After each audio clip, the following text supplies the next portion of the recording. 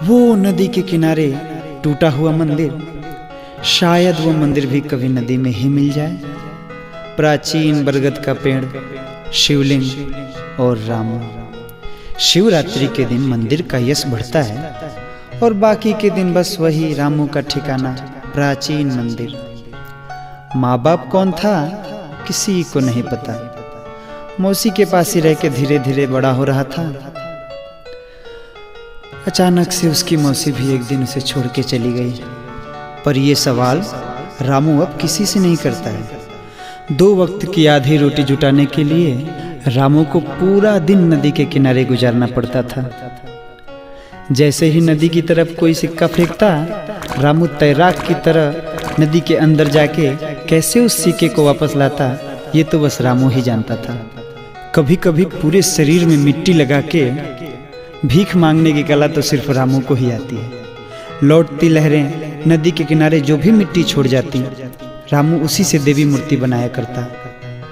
हाय कितनी सुंदर वो मूर्तियाँ, और फिर आने वाली लहरों में वह धूल के पानी हो जाती थी। ये मूर्तियों को देखकर कई लोग कहते, रामू की मूर्ति बनाने की कला, वाह। कोई कोई मूर्तियों को देखकर 2-4 सिक्के भी फेंकता था।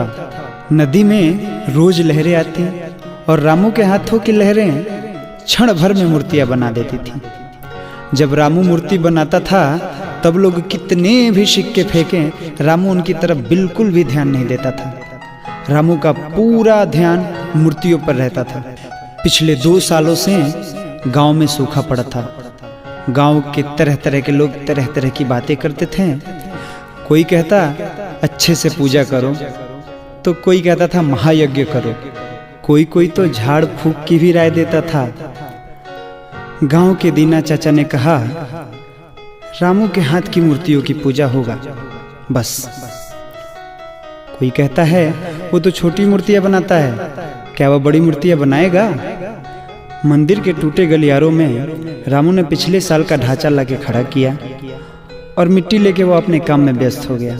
गांव के लोग बारी बारी से रामू के लिए खाना लाते और पूरे दिन रामू मूर्तियों में व्यस्त रहता था। रामू रोज मूर्तियों से बात करता। दुर्गा जी से कहता था, माँ हमें अकेले छोड़ के कहाँ चली गई? माँ सरस्वती जी से कहता, मैं तो कभी स्कूल गया ही नहीं, और ये कहकर धीरे से मुस्कुराता था। लक्ष्मी जी से कहता था, तुमने तो हमें पैसा दिया नहीं, और जब मैं बीमार पड़ता हूँ तब पूरे दिन भूखा रहना पड़ता है। और कार्तिक भगवान को देखकर कहता है, तुम तो बहुत सुंदर हो, और मुझे कोई अंधेरे में देख ले तो भूत समझ के भाग जाता है। गणेश जी के साथ भी उसकी यही शिकायत थी कि क्यों वो उनकी अच्छी प्रतिमा नहीं बना पाता है। और बनाते बनाते ये सोचता था कि मैं भी कभी इतना सारा खाना खाता कि गणेश जी जैसे मेरा भी पेट हो जाता। और असुर को बनाते समय ये बोलता कि तुम मेरे भूख जैसे हो, और हंसने लगता। इन सब लोगों के परिवार में रामू कब मिलजुल गया इसका तो पता ही नहीं चला। अपनी आंखों को बंद किया और अपनी माँ के बारे में सोचा, और फिर दुर्गा माँ की आंखों को बनाना शुरू किया। फिर दुर्गा जी ने अपना आँख खोला और रामू की आंखों में पानी। पूर्णिमा की रात में जब चांद की रोशनी माँ की मूर्ति के ऊपर पड़ती तो मानो माँ के शरीर में किसी ने गहने पहना दिया हो। रामू मूर्ति के नीचे ही रोज सो जाता था। माँ इस बार पालकी में आ रही थी। अब गांव वाले माँ को पंडाल में ले जाएंगे। ढाक ढोल बजा के वो कितने खुश थे। दीना चाचा रामू के सामने आए। उन्होंने बोला, रामू बोला, मैं माँ को नहीं दूंगा। मतलब रामू तुम ये क्या कह रहे हो? मतलब कुछ नहीं दीना चाचा, मैं अपनी माँ को नहीं दूंगा। गांव वाले चीखने चिल्लाने लगे। दीना चाचा सबको समझाएं। उन्होंने रामू से बोला, रामू क्यों नहीं दोगे माँ की मूर्ति? रामू बोला, अपनी माँ भाई बहनों को कोई किसी को देता है क्या दीना चाचा? दीना चाचा हंसने लगे और उसके सिर पर ठोक के बोले, 3 महीने से तुमको बिठा के इसलिए खिलाया था क्या? गांव का एक आदमी बोला, बड़े आए हैं कृष्ण और राम। माँ पंडाल में आई, सप्तमी से नवमी हो गया है। रामू पंडाल के बाहर ही माँ को देखता और सो जाता था।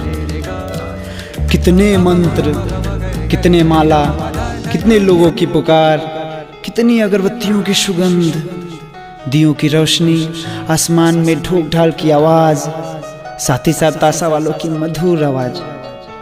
लोग पागलों की तरह झूम रहे थे, नाच रहे थे, मगर रामू का मन अब बेचैन हो रहा था। रामू दौड़ के गया, दीना चाचा, दीना चाचा, ओ दीना चाचा, मेरी माँ को विसर्जित मत करो दीना चाचा, मत करो विसर्जित मेरी माँ को, वापस कर दो मेरी माँ को दीना चाचा। गांव वालों मेरी माँ को वापस कर दो, वापस कर दो मेरी माँ को।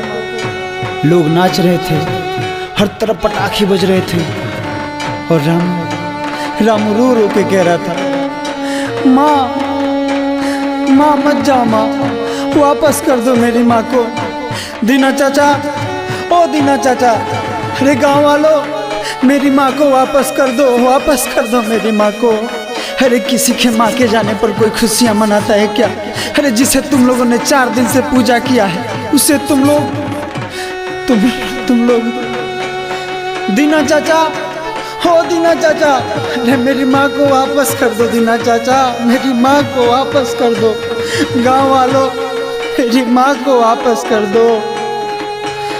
अचानक से चोट खाकर रास्ते पर गिर पड़ता है।